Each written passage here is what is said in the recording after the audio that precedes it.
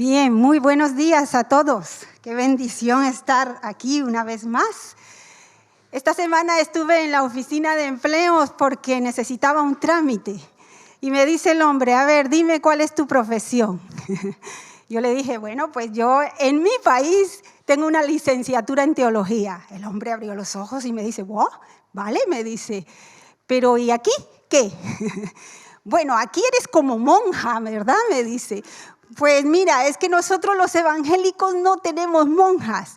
Y entonces tenéis curas. No, tenemos pastores. Ah, interesante, me dice el hombre, pero ¿dónde te meto? Es que no sé en qué sección meter tu preparación, tu formación académica. Te voy a meter como monja, pero es que no soy monja.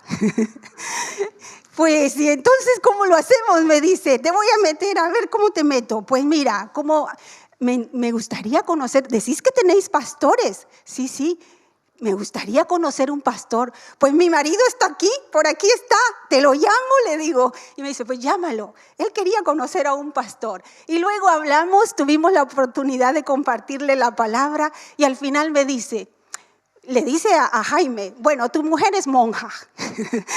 que no soy monja, le digo. Vale, te voy a meter como una auxiliar de las ciencias de la religión. Así es que, mis queridos, hoy soy auxiliar de las ciencias de la religión. Y al final me dice, vale, tu profesión en tu país es más o menos como una licenciatura, pero aquí un auxiliar es como un técnico.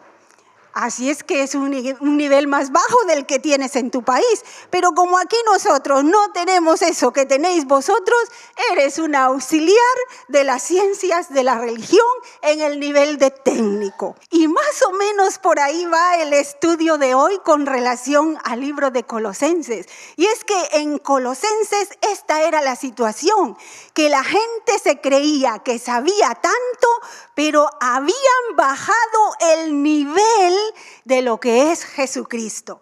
Y ahora Pablo les va a decir, mirad, el nivel de Jesucristo es el de arriba. Por mucho que la sociedad, por ignorancia, diga que Cristo no es Dios, que era lo que se estaba diciendo en esos tiempos, os digo algo, el nivel de Cristo sigue siendo el que es. ¿Habéis leído Colosenses ya? Estamos con Colosenses y en Colosenses nos vamos a encontrar con un tema impactante. A ver, levante la mano, ¿quién ha leído Colosenses? El libro entero. El libro entero. Bien, 2, 3, 4, 5 personas. Muy bien. Esto es importante que lo hagamos en casa. Cuando se comienza a estudiar un libro, hay que leerlo entero para que cuando vengamos aquí pues ya tengamos más o menos una idea.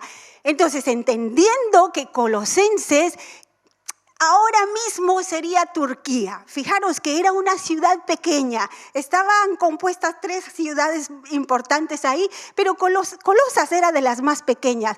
Es más, habían tantos terremotos que no hay ningún rastro de esta ciudad. Está soterrada sobre otras ciudades que se fueron fundando. Así es que Colosenses era una iglesia pequeñita, era una ciudad pequeñita. Es más, ni siquiera el apóstol Pablo fue a este sitio cuando hizo sus viajes misioneros. Fue una iglesia fundada por Epafras. ¿Os acordáis de esto que lo vimos la semana pasada? Epafras fue el fundador. Y mira qué interesante que Epafras, su nombre significa amable. Y la Biblia nos dice que Epafras, si lo tienes ahí, búscalo por favor en Colosenses capítulo 1, en los versículos primeros, desde el 1 hasta el 7, nos va a contar cómo era esta iglesia. Esta iglesia era una iglesia que perseveraba en la fe y en el amor. Mira cómo dice el versículo 4. Pues nos hemos enterado de vuestra fe en Cristo Jesús y de vuestro amor hacia todos los creyentes. Así es que ya sabemos más o menos cómo era esta iglesia. Una iglesia en un pueblo pequeño. Pablo todavía no les conocía. Es Pablo quien les está escribiendo, que por cierto, al final de la carta nos vamos a dar cuenta que el mismo Epafras, que fue su fundador, manda saludos a esta iglesia. Así es que en este momento que Pablo está escribiendo la carta, está con Epafras. Y entonces ellos reciben esta información, Pablo recibe esta información de que esta es una iglesia que está llena de fe y llena de amor. Bien, pero en ese andar de fe y amor es algo que les impulsa. ¿Qué era lo que impulsaba a esta iglesia? Puedes descubrirlo conmigo en el versículo 5. Alentados por la esperanza que os está reservada en los cielos. Entonces ya tenemos un panorama casi completo de cómo era esta iglesia. Una ciudad donde el pensamiento era muy importante, donde las doctrinas erróneas, que por cierto, esta palabra tenéis que aprenderosla, es la herejía gnóstica o los gnósticos, que eran los que estaban introduciendo ideas falsas en esta iglesia pequeñita, pero que era fuerte en fe, era fuerte en amor, y lo que las impulsaba a estos hermanos, lo que les impulsaba era la esperanza en Cristo Jesús. Y habían tenido un modelo, un ejemplo de Epafras, un personaje amable. Y la palabra nos dice en el versículo 7, así lo aprendisteis de Epafras. Tenían su maestro. Epafras era un consiervo que tiene fidelidad a Cristo. Fue él quien les enseñó cómo amarse entre ellos y cómo servirse entre ellos. Así es que Epafras era un maestro no solo de palabras, también vivía el evangelio. Sin embargo, el peligro de esta pequeña iglesia era esta corriente de los gnósticos. Os digo lo que pensaban los gnósticos. Era una doctrina que le prometía a sus seguidores conseguir el conocimiento a través de secretos misteriosos de las cosas divinas que les conducirían a la salvación. ¿Me has entendido lo que he dicho? Lo voy a parafrasear. El gnosticismo era una corriente que impulsaba el pensamiento. Le decía a la gente, tenéis que pensar, y bajo esos pensamientos tenéis que ir descubriendo cuáles son los secretos, cuáles son los misterios que te van a dar el paso para alcanzar la salvación. ¿Te estás dando cuenta de lo distorsionado de esta doctrina? Atribuían a sus pensamientos el alcanzar las cosas divinas. Entonces Pablo se va a poner claro y le va a decir a los hermanos, a ver hermanos, aunque están corriendo por aquí estas ideas, tenéis que estar claros en algo. Y esto es lo primero que les va a enseñar Pablo. Tenéis que estar claros en lo que Cristo hizo por vosotros. ¿Qué hizo Cristo por vosotros? Pues vamos a verlo en el versículo 12. Fíjate conmigo en el versículo 12.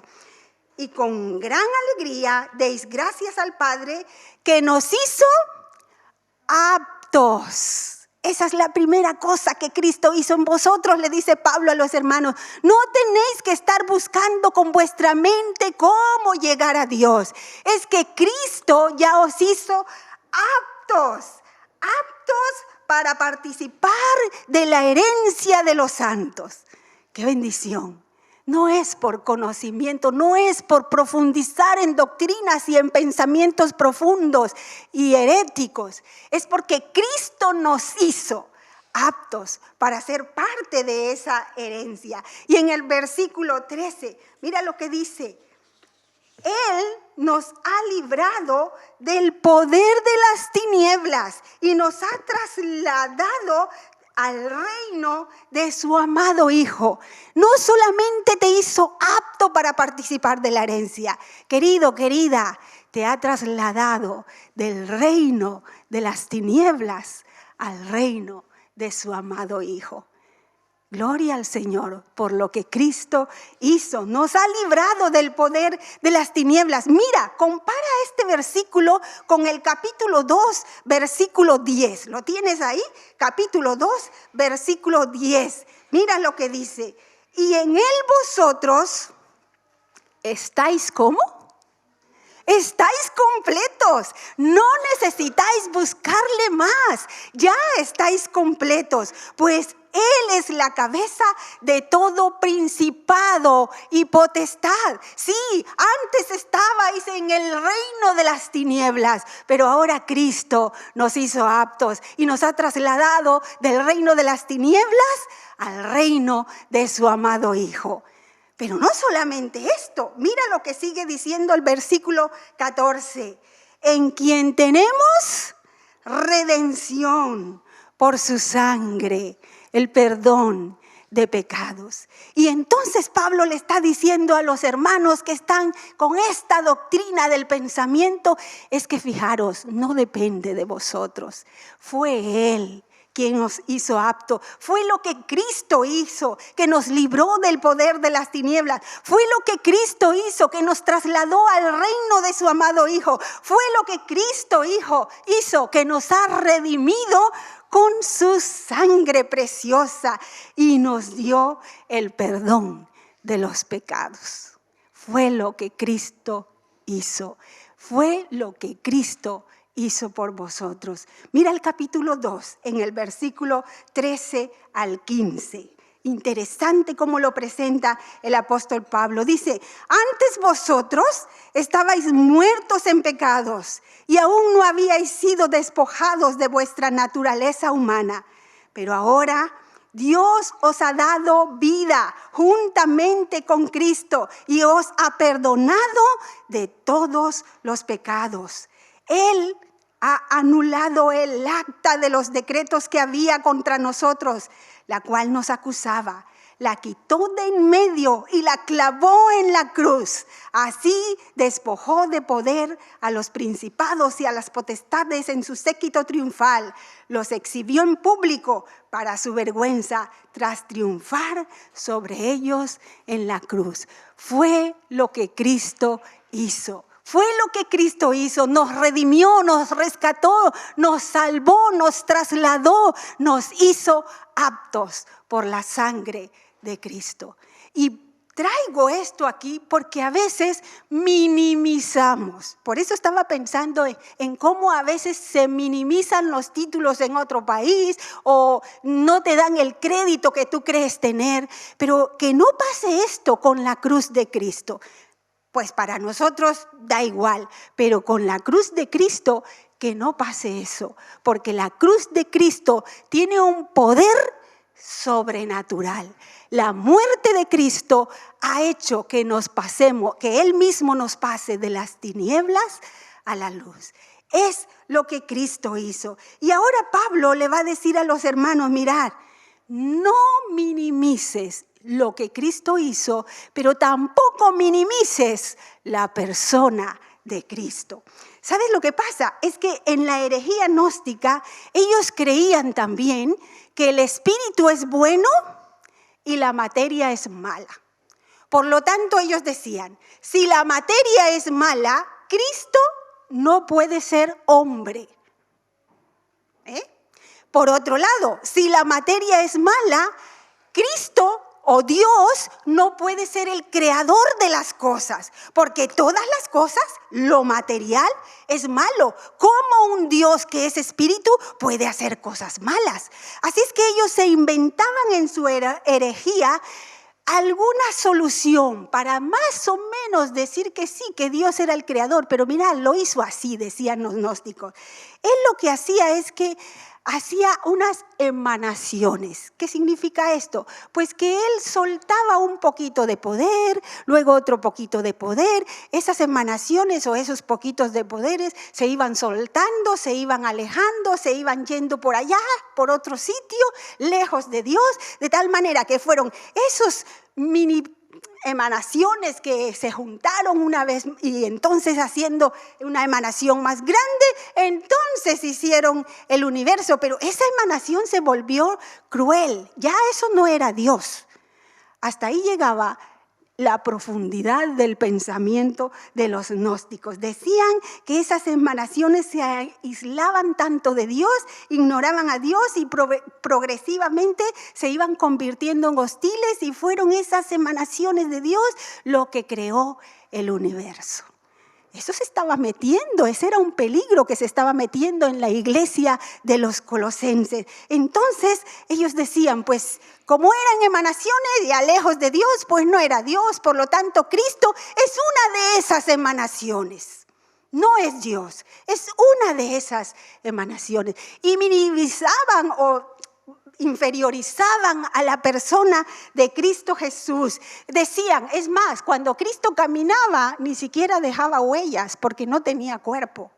Era espíritu, si queremos llamarle una emanación de Dios. Y con esta doctrina en mente, entonces Pablo le escribe a los hermanos y les va a decir lo que realmente Cristo es. No le va a bajar el currículum.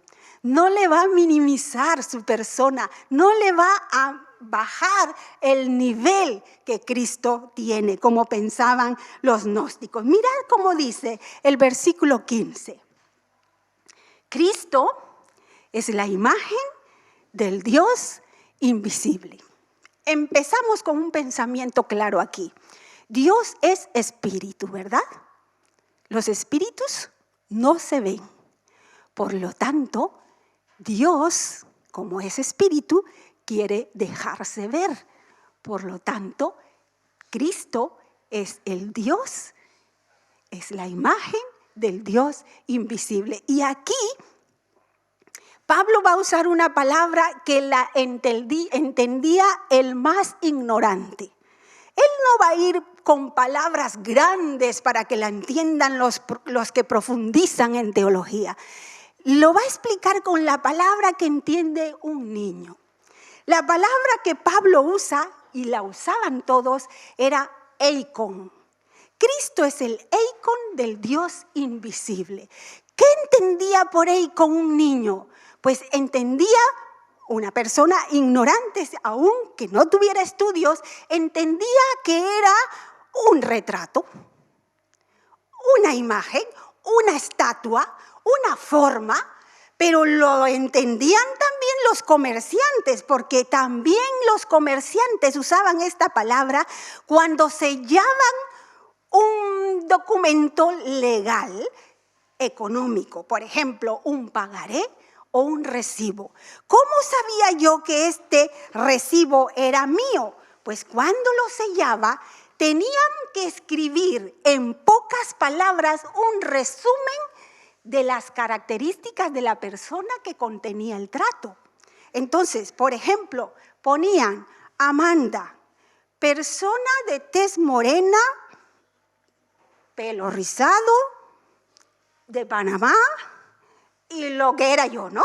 Entonces, eso era un eikon, una descripción de quién era este documento. De tal manera que cuando Pablo está diciendo, mira, es que Cristo es el eikon, es el retrato, es la explicación, es lo que quiere decir Dios en persona. Entonces, está diciendo Cristo es la imagen del Dios invisible. Lo que está diciendo es, aquí está Dios de forma corporal. El apóstol Juan ya lo ha dicho en Juan capítulo 1, versículos del 1 al 5, ahí lo podéis ver y nos vamos a dar cuenta que Juan lo describe como la palabra, la explicación. En el principio era el verbo era con Dios, el verbo era Dios.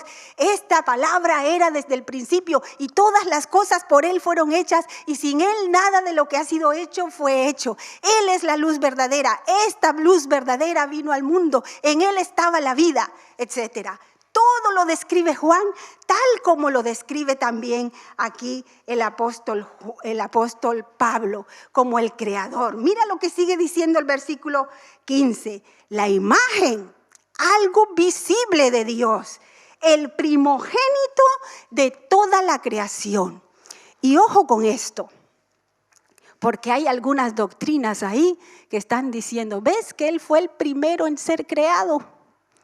Cristo es eterno, por lo tanto es Dios, por lo tanto a Dios nadie lo hizo jamás. Él siempre ha sido, es y será. Entonces, ¿qué está diciendo aquí cuando dice el primogénito de toda creación? Esta palabra también se puede traducir como la palabra el principio, el primero, el principal, el único que es la fuente de vida, el que origina. Él es el principal de toda la creación. Fíjate que esta palabra también la vas a encontrar en el versículo 17. En él existían antes todas las cosas y todas las cosas por él subsisten. Versículo 18, él es la cabeza del cuerpo que es la iglesia. Versículo 18 en medio, él es el principio, el primogénito de entre los muertos. 2 veces aparece aquí la palabra primogénito. Primero para decir que él es el primogénito, el principal, el que origina toda la creación, pero luego aparece como el primogénito de entre los muertos. Esto es importante que lo veamos, porque la primera vez no dice el primogénito de entre la creación. La segunda vez sí dice de entre. Esto es importante, porque no está diciendo que Cristo fue creado. Él es el principal de todas las cosas creadas, porque Él es el origen de la creación. Pero luego cuando dice primogénito de entre los muertos, ahí sí está diciendo que Cristo murió y estuvo entre los muertos. Ahora, Cristo es la imagen del Dios invisible, el primogénito de toda creación, el principal de toda creación, porque Él es el creador. Y lo va a decir con fuerza en el versículo 16. En Él fueron creadas todas las cosas, en los cielos, en la tierra, visibles e invisibles, tronos, señoríos, principades, potestades. Todo fue creado por medio de Él y para Él. Él es el creador, Él es el dueño, pero Él también es el sustentador de lo que ha creado. Él no creó y olvidó, Él no creó y dejó, Él creó y sustenta, Él creó y sigue dando vida, Él sigue sustentando su creación. Versículo 17 nos habla de su eternidad. Él existía antes de todas las cosas y todas las cosas en Él subsisten. Ahora, lo que está diciendo en este pasaje es que Cristo debe tener la preeminencia en todas las cosas. Fíjate, Él es el primero.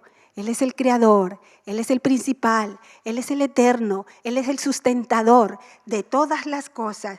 Y entra ahora un tema de una nueva creación, la iglesia. Versículo 18.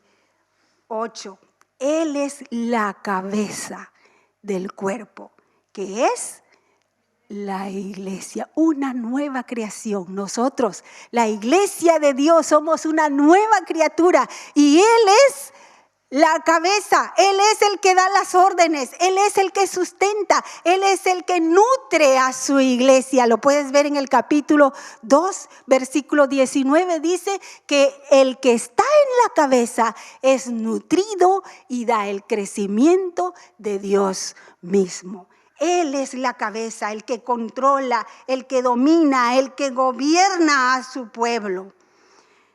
Y luego nos sale con otra palabra, versículo 18. Él es el principio. Y remarca, el primogénito. Son 2 palabras diferentes. Principio y primogénito. Primogénito hemos dicho que es el principal, pero cuando dice Él es el principio, está diciendo Él es el origen.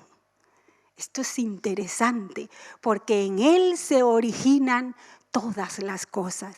Entonces, ¿qué está diciéndole Pablo a estos hermanos? Hermanos, tened cuidado, porque por ahí están diciendo que Cristo no es Dios. Hermanos, tened cuidado, porque están minimizando el poder de Cristo. Lo están viendo como un fantasma que no deja huella y que no representa a Dios. Hermanos, tened cuidado, porque Cristo es Dios mismo, el eterno, el que gobierna, la cabeza, el primogénito, el origen de todas las cosas. ¿Y sabes qué es lo más interesante? Ese es el Cristo que vive en ti. Ese es el Cristo que vive en mí, el Todopoderoso, el que hace nuevas las cosas, el que gobierna, el que merece el primer lugar en nuestras vidas. Si Él es el primogénito de toda la creación, si todas las cosas por Él fueron creadas y todo existe porque Él le da la subsistencia, ¿cuánto le debemos a nuestro Señor, que es nuestro Creador? Mira el versículo 19. Porque al Padre le agradó que en Él habitara toda la plenitud. Importantísimo. Cristo no es medio Dios, un poquito de Dios, la sombra de Dios, algo de Dios. No, no, no. En Él habitó la plenitud. Es Dios en su plenitud. Es más, lo remarca el capítulo 2, el versículo 9. Mira lo que dice. Porque en Él habita corporalmente toda la plenitud de la divinidad. Es Dios al 100%. Es hombre al 100%. Es Dios al 100%. Cuidado, le bajamos el nivel a Cristo. Cuidado y decimos, no, pero yo no lo entiendo así. Aunque no lo entiendas así, Pablo te está diciendo, es así. Él es Dios, es el creador, es el sustentador, es la cabeza, es el primogénito, es el origen de todas las cosas. Pero mira, interesante en el versículo 20. Y por medio de Él, este es otro título que tiene el Señor, el reconciliador, el camino a la solución de la amistad con Dios. Por medio de Él reconciliar consigo todas las cosas, tanto las que están en la tierra como las que están en los cielos, y hacer la paz mediante la sangre de su cruz. Él es el camino a Dios. Él es el camino a la paz, a la reconciliación. Pero es interesante que dice, y reconciliar consigo. ¿Sabes que muchas veces pensamos, el hombre se tiene que reconciliar con Dios? Pero la imagen que da aquí, la idea que da aquí es Dios buscando reconciliarse con el hombre. ¡Cuánto amor! Cuánto nos ama el Señor, que estuvo dispuesto a bajar a este mundo, a hacerse hombre, a habitar entre nosotros, dar su vida, ir a la muerte y muerte de cruz para traernos la paz, para traernos la reconciliación. Entonces, ¿qué estamos diciendo con todo esto, mis queridos? Es que Dios ya hizo cosas contigo. Él ya te trasladó de las tinieblas a la luz. Él ya te perdonó los pecados. Él ya te reconcilió. Pero lo pudo hacer porque es Dios humanado, el único camino a la reconciliación. Por lo tanto, si ya has venido a Cristo, si Cristo realmente es tu Salvador, Él vive en ti. Y en ti vive el Todopoderoso Dios. Y esto es importante que lo entendamos, porque en base a lo que entendemos de lo que es ser hijo de Dios, así será nuestra conducta. Mira lo que dice el versículo 21. También a vosotros, que erais en otro tiempo extraños y enemigos, tanto por vuestros pensamientos como por vuestras malas obras. Ahora os ha reconciliado.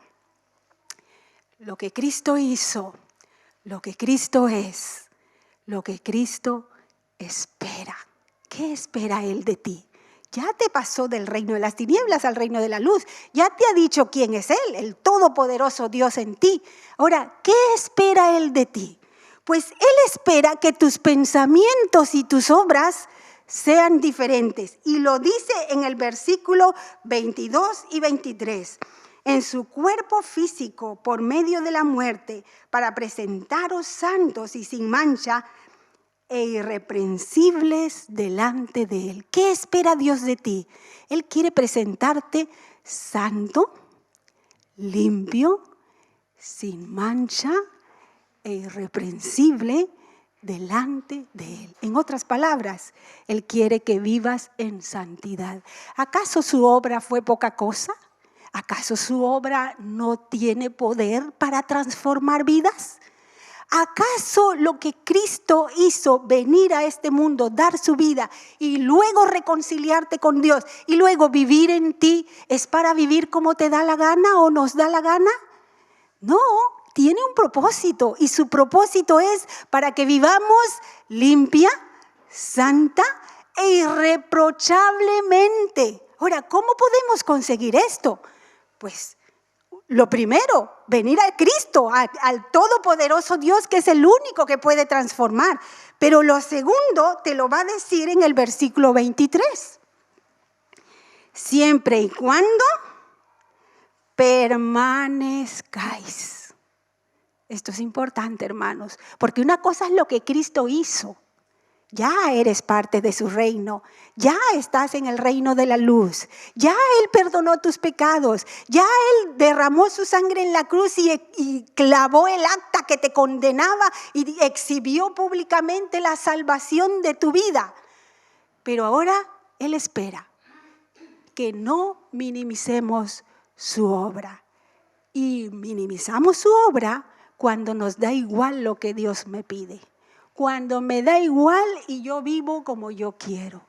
Él quiere que vivamos santa, limpia e irreprochablemente, y eso lo conseguimos siempre y cuando permanezcamos fundados y firmes ¿en qué?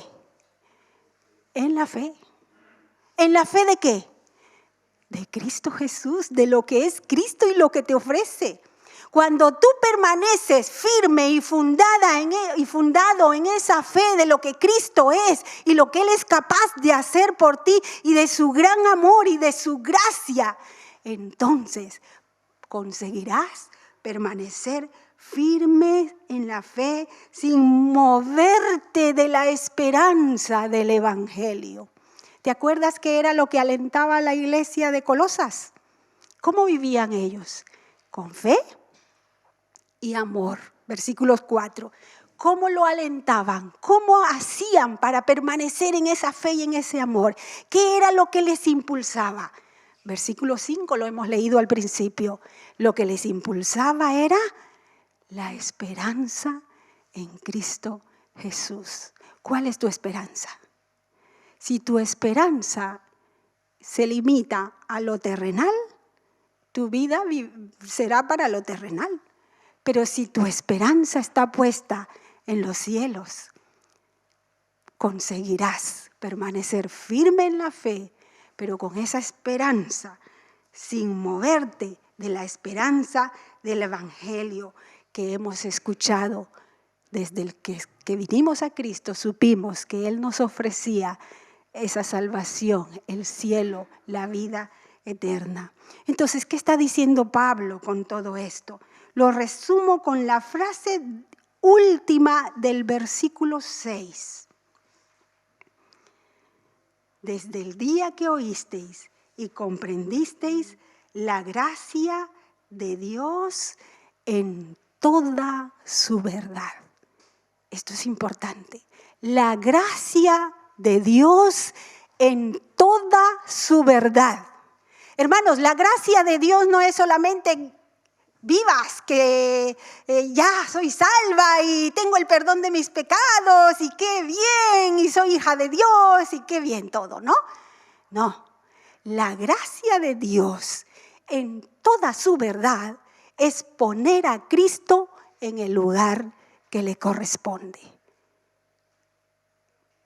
día a día. Día a día, Cristo el primero, Cristo el segundo, Cristo el tercero, Cristo todo en mí. Cristo y obediencia a lo que Él me pide, que viva limpia, santa, irreprensiblemente, firmes en la fe. ¿Qué está controlando mis pensamientos? Porque esto es lo que está diciendo Pablo. Antes vivíais extraños y enemigos porque teníais unos pensamientos y unas cosas que hacíais, pero eso era antes. Ahora hemos sido reconciliados con Cristo. Cuidado y minimizamos, porque que el mundo lo haga se entiende, pero que la iglesia del Señor minimice el poder de Dios, minimice a la persona de Cristo, tenga una gracia, pero solo para lo bien, porque es que la gracia es según toda la verdad. Cristo el primero, Cristo gobernando mi vida, Cristo el Señor, Cristo la cabeza de la iglesia, Cristo el que manda, Cristo el que vive en mí, que ya no vivo yo, que Cristo vive en mí. Esto quiere Dios. Y esto es lo que hace que una iglesia sea la luz del mundo, que una iglesia sea la sal de la tierra, que una iglesia levante a Cristo como Él se lo merece. Que Dios nos ayude a llevar vidas que le honren, a reconocer quién es Cristo en mi vida, que los pensamientos y las acciones demuestren lo que vale Cristo para mí. No es un papel, no es un decir, es un vivir para Él en el día a día. Y que Dios nos ayude a vivir santa e irreprensiblemente. Hemos visto 3 cosas: lo que Cristo ha hecho, lo que Cristo es, lo que Cristo espera. Quédate con ello y piensa. En el mundo hay infinidad de pensamientos sobre Cristo. Pasaba con los colosenses. Pero ¿qué pienso yo? ¿Quién es Cristo para mí? ¿Qué valor tiene? ¿Cómo lo evidencio en mi día a día? Que el Señor nos ayude, que el Señor nos bendiga y que la gloria sea para el único que merece, para Cristo Jesús. Amén.